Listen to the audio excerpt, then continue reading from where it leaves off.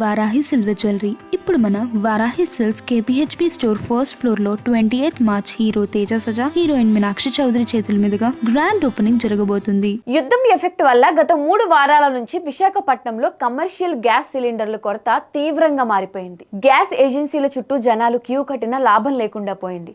అసలు ఏజెన్సీ వాళ్ళ నంబర్స్ అన్ని స్విచ్ ఆఫ్ కూడా వస్తున్నాయి. ఒకవేళ బ్లాక్ మార్కెట్లో కొందామంటే ఒక్కో సిలిండర్ 3,000 నుంచి 4,000 రూపాయల వరకు పలుకుతోంది. అంత రేటు పెట్టి గ్యాస్ కొనలేక, అలాగని నమ్ముకున్న కస్టమర్ల కోసం హోటల్స్ మూయలేక యజమానులు పడుతున్న బాధ అంతా ఇంతా కాదు.